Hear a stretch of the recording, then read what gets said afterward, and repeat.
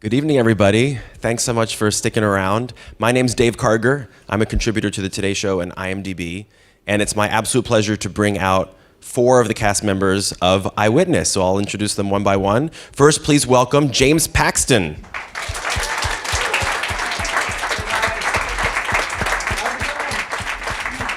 Hello.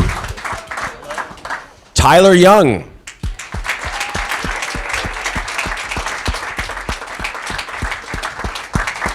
Next up, we have Screen Actors Guild Award winner Gil Bellows.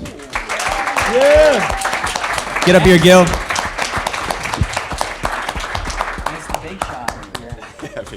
Did you bring your trophy with you? You could have. That would have been appropriate. And finally, Screen Actors Guild Award nominee Julianne Nicholson.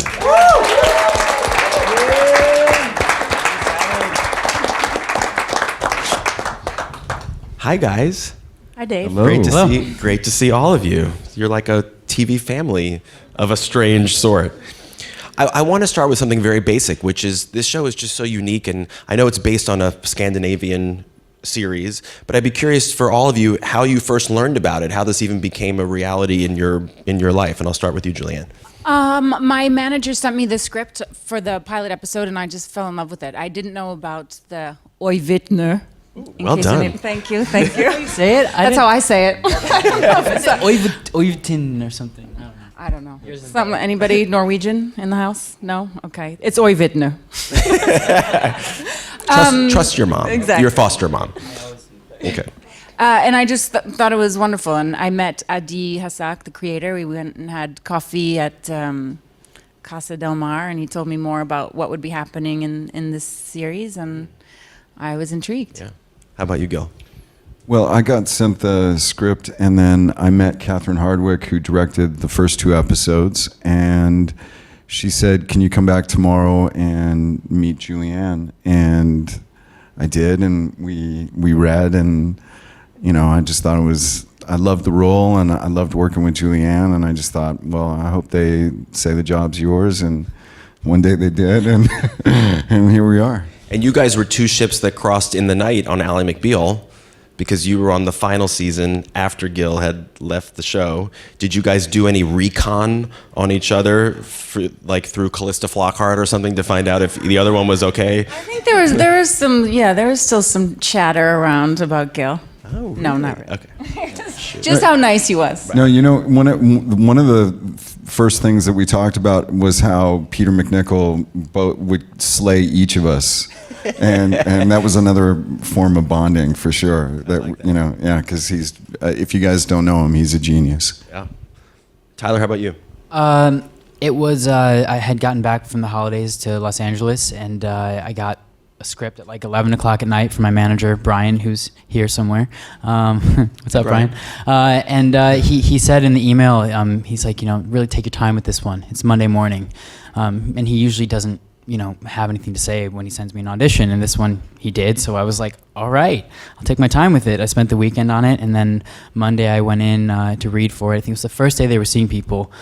I think I was the last appointment of the day. I was like the 14th person they had seen, so I was like, great, they're just probably exhausted, so sick of seeing all these guys, but I just went in there, did my thing, and I left it at that. I was like, I'll move on to the next audition. I think I had another audition later that day, and then the next day I got a text while I was driving. I was stopped. It was a red light, but my phone went off, and it was from Brian, and anytime he texts me, I'm like, oh, what? So he was like, you're in the mix for Eyewitness. I didn't even know what that meant. I was like, okay.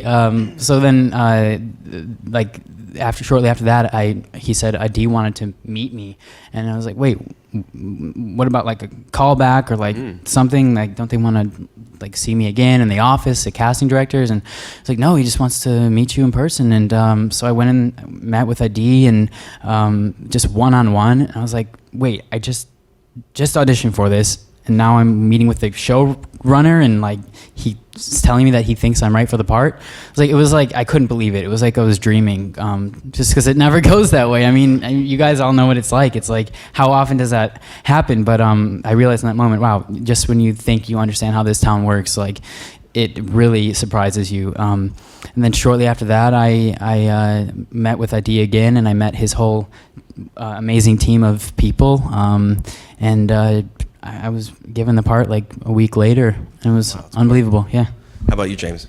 Yeah, well, it was kind of similar for me. I have a great agent, sent me the part and said, take your time with this. It's Catherine Hardwicke. I was like, you don't have to tell me who Catherine Hardwicke is. Lords of Dogtown is one of my favorite films in 13, and I was immediately, I put everything else aside. It was a busy week. I had probably had 5 auditions that week, and I just kind of, it's kind of like studying for that one, kind of sacrificing other tests, just to ace that one, and that's what I did, and kept coming back, reading with this guy multiple times, and it was like a 2.5 week process getting cast.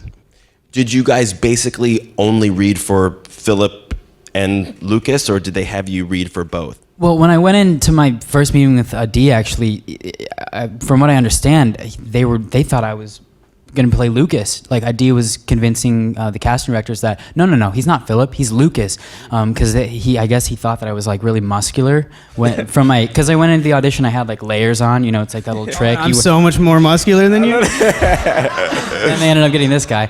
No, but I think they thought I was like this like really built kind of guy, and then they saw me walk in. I'm like barely 120 pounds, like soaking wet, and then it's like, you know what, you're Philip, and then that's kind of how it went. But yeah, I only read for Lukas. Because of your motocross skills? Because I had cool hair. No, yeah, I learned how to ride the bike. Actually, I did 3 weeks of training for that, and that was really cool. Yeah.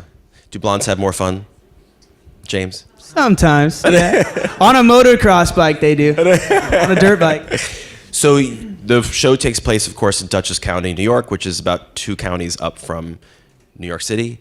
But you guys filmed it in Ontario. What was your favorite part about the shooting location? Which grew on you. Which grew on me, yes. I was pitched that I was going to the Hamptons of Canada. And and I bought it. I bought it hook, line, and sinker. I was like, Goldie Hawn lives there, I'm in. And it was a gray wasteland when we got there in April, and it still snowed in May, and I was a little bit angry because we were there for 3.5 months. I'd say, like, I mean, I guess it's pretty, right? But like, shit, it's cold, and we're gonna be here for a long time. And then the sun came out, and the flowers came out, and you could actually jump in the lake. And we stayed in this resort there all together, and it wasn't open for the season. It was basically like Shining and Us. And it was the Rocky Crest, and it was amazing. It was to be just us there. We would meet every day for walks, and every day after work we would sit at this table and watch the NBA playoffs. Okay. Yeah. And it was amazing. It's such a beautiful part of the world, and it really got under my skin sort of halfway through. What did you guys like about it up there? Well, I mean, I think Julianne just gave you a virtual tour, but one thing to share. I think it was maybe the 2nd or 3rd day of filming, or right around there. It was still freezing out, and as a sort of symbol of our solidarity, we all got up one morning very early before we were going to go to work, and we stood on the dock together, and we held hands, and we jumped in the lake. Oh. Yeah, and as the season progressed, you just go out and jump in the lake because it was amazing. It was beautiful. But that day, it was cold. Like Warren, who plays Ryan, was standing on this ledge above us, photographing it because, of course, he was not going to go in the lake. I think he went in like late July at some point. He said maybe I'd go if it was 75 degrees, but he said that we jumped in and got out within about 2.5 seconds. So I jumped out my bathing suit. It was a full moon for sure. I think Warren got that on camera. Yeah, he's not the killer. He comes across in the show. I was scared my heart was going to stop. It was so cold. You guys are like the Polar Bear Club, right? Isn't that what that do in Chicago or something? Yeah, the Eyewitness Polar Bear Club. Did you have the luxury of much rehearsal, or when you guys got up there, did you have to immediately start shooting? How did that work? I think we had a week. We got there about a week early, and in that time we rehearsed and met and hung out and went over scenes for the first 2 episodes. Because Catherine was the only director there at that time, so we were able to get some rehearsal in. That's good. Does that often happen on a job like this? No, not really. But even more importantly, I think than the rehearsal itself was just the bonding time. You know, this ability that we were in this place. It was isolated. I mean, it was still, you know, winter. You could feel winter. You could feel Canadian northern spring. You know, whatever you want to call it. So it was just us, and so there was a lot of time to just talk and get to know one another, and that in itself was amazing. So Warren, who you guys mentioned, who plays, it's Ryan Kane, right? Yes. He is so good. I looked him up because I didn't recognize him. He's Irish, which kind of shocked me because you wouldn't know it at all. Maybe that's why he was too wimpy to get into the lake. I'm not sure. But there's so many actors on the show that are great who I just don't know. Like James, the guy that plays your dad, is really good. The two women who play the sisters, the FBI agent's sister and then kind of the junkie sister, they're great. Were there local hires, or were these all people who were brought in from here or New York? Well, Warren's based out of Vancouver, but he's he works all over the place. Like he's a thriving working actor. Yeah, he's the king of Canada for sure. Or at least the crown prince. You know, he's definitely up there for sure. He was on my TV in the hotel like every day. I couldn't escape him. 6 different channels. Yeah. Oh my God. Any given minute. Yeah, so he's like traumatizing you on the show and in your own life off the show too. That's great. He said he snuck into my room actually and put his demo reel on my TV. That's what his excuse was. And then Aiden, who plays James's dad, is he's an actor out of Toronto. He's a well-known guy up there. And Amanda, who plays Sita, and Tatiana, who plays Camilla, they're both based out of Toronto and thriving. I mean, there's so much work up there now that you can cultivate a pretty good career. I would imagine that for a lot of you, what makes a really interesting character, is a torment that comes from a backstory. And as this season has gone on, and I've watched the first 4 that have aired, hopefully you guys have seen more than just the one that aired tonight, because 4 have aired. But we learn a lot more about each of you, what's gone on in your life that leads to a lot of torment. How would you describe what Helen is going through? And we just got a taste of it in episode 4, in that scene where she's in the closet holding the baby. Yeah. What episode did you guys watch? You watched the pilot. Pilot just episode. now. Okay. So I'm not going to give anything away. But Helen was a detective in Buffalo before she was a sheriff in Tivoli. And she worked a lot of cases with children and had a trauma related to one of those cases, which set her on her path now. Well, there's a question from Mark in the audience, and hi Mark. I'm not going to read all of your question for the purposes of what she just said. I'm going to go blah, blah, blah, okay? So I'm going to say, this is a question for you, Julianne. The scene last night where you were trying to keep the baby quiet and blah, blah, blah, was so powerful. How did you dig that deep and pull up all of that emotion? Thank you for watching. For me, a lot of it is on the page and using my imagination and thinking about what something like that could be like, feel like. And luckily on that day, something happened. I can't always count on that. Really? What do you do if it's not happening?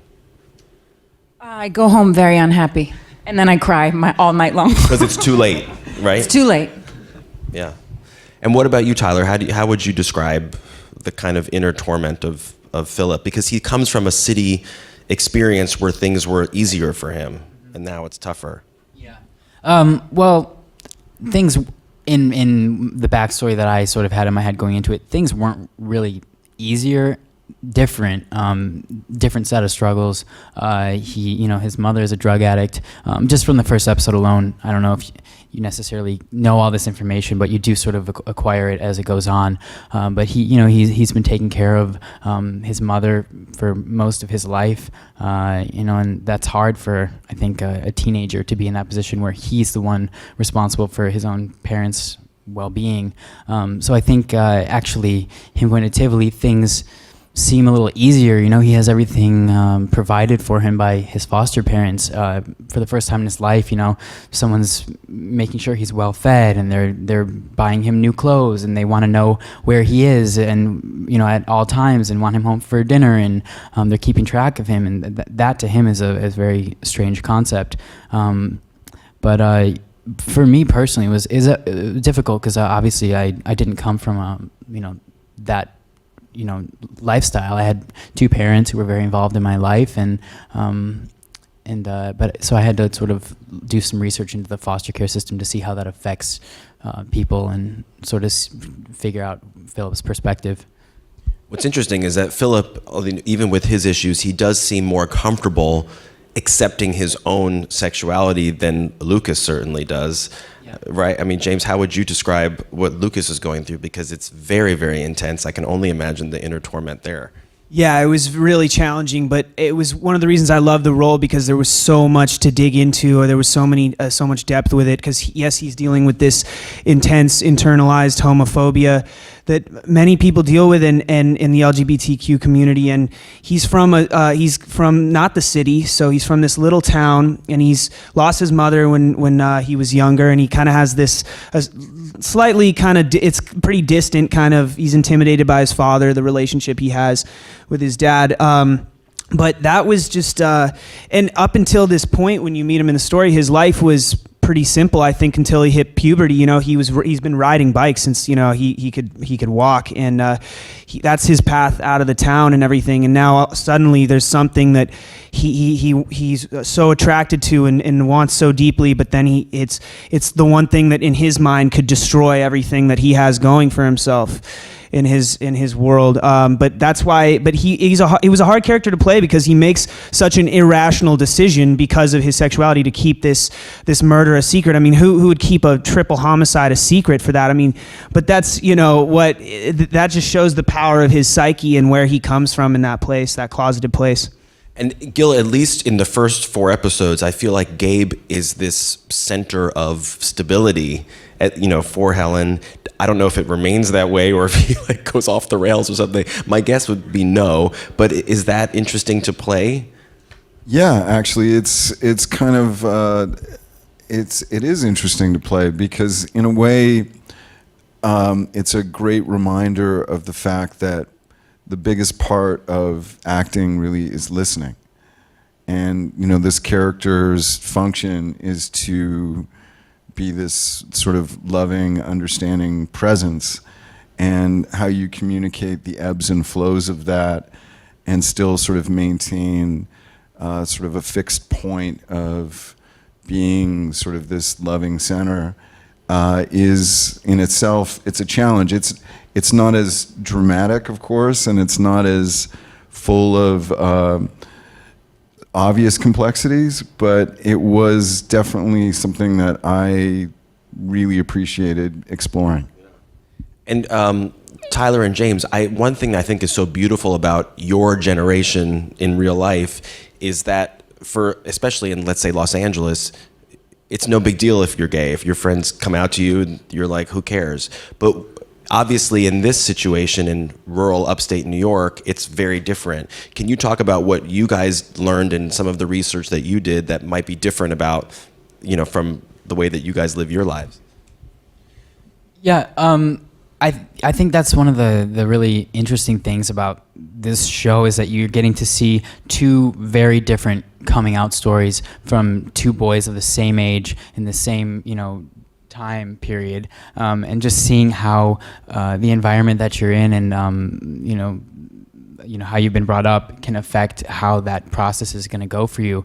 So you see Philip, and he's sort of the post coming out generation, where you don't really even have to come out. He lives in New York City, and people are different, and people come from all walks of life, and he just was who he was, and never really had to acknowledge that. He acknowledged it with himself, but he didn't feel like he had to tell the world. Nor did I think he really think anyone cared, quite frankly. And then you see the Lukas perspective, where it's the polar opposite of that. Just a few hours away from New York City, you see, Yeah, I had a really valuable friend that had a weirdly parallel experience with this without the murders.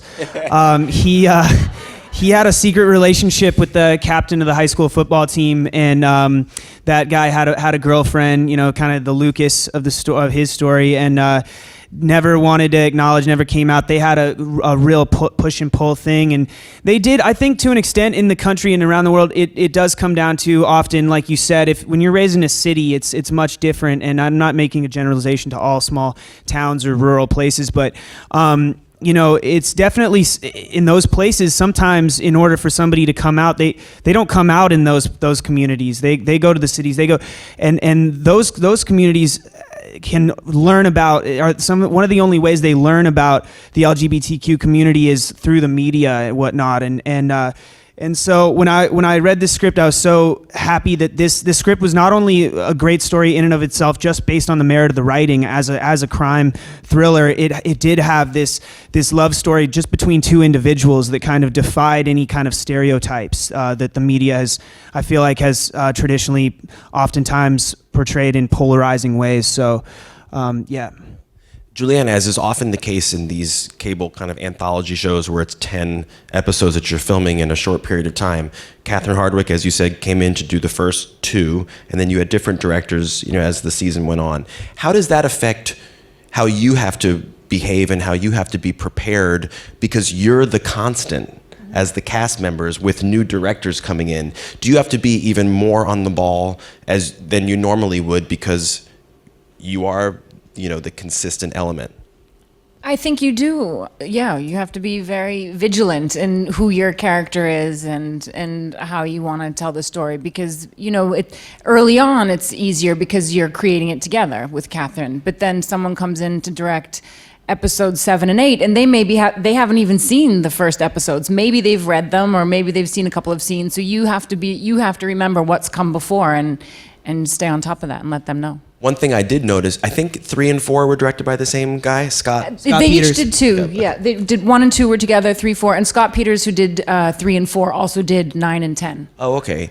He's an executive producer on the show also. All right. Well, were there a lot of crew members who were constant, because the look of the show is very consistent? Maybe it's the same DP or something. The DP was the same. The crew was exactly the same the whole way through. And I have to say, like, we had such an amazing time together, us 4 in particular, but the whole cast. But the crew on the show, there was just so much love when we were making the show, and every day everybody knew everybody's names. It was a real family, a real camaraderie, and you were supported and lifted up and encouraged every day by everyone on the set, and it was amazing. Does that just either happen or it doesn't, or does it take a leader like Adi or Catherine Hardwicke or you guys to make that happen? Well, These guys right Bill here. and Julianne, it's for them. sure. It's them. You know, what I would say is it was kind of like a beautiful moment that everybody understood and nurtured and celebrated. And what Julianne describes, you know, in my experience, is an incredibly rare thing. You know, in the last few days when we were wrapping up the show, the amount of love that crew sent our way was just mind-blowing. Yeah. So, James, you talked about loving Lords of Dogtown and 13 and Catherine Hardwicke's movies. She also did the first Twilight movie, didn't she? Yeah. So she's worked with young actors quite a lot. Is my microphone still? Yeah. Sorry. They can hear you. You don't even need a mic, James. That's the thing about that's so great. But did it live up to your hope and your expectation working with her? I exceeded it, absolutely, 100%. It was so cool. I think she's one of the best directors in Hollywood. She's my personal favorite female director, hands down. She's a powerhouse, and she never sits down. We had a dinner party at her house, and she still didn't sit down. She's like a shark. She stops moving. She'll just die. Yeah, but she'll never die. Catherine Hardwicke will live forever, in my heart especially. Tell me about some of the intimate scenes that you two had to do. Was there like a different crew situation? Did they like take non-essential personnel off the set on the days that you had to do intimate stuff? Yeah, they did a closed set which never actually, ends up being a close set. They did their best. I mean, they were very respectful of the intimate content that we were working on, and but James and I, we wanted to make the environment feel like loose and comfortable, and we didn't want to approach it like everyone must leave. We trusted each other, so we weren't really that nervous going into those scenes. We were pretty tight by that point. Episode 3, you're just making out in the city in front of everybody. Sorry, spoiler on that one. That's okay. It's all right. I think they might see it coming. It's already aired. It's already aired. Yeah. Right. I'm not gonna feel bad about that.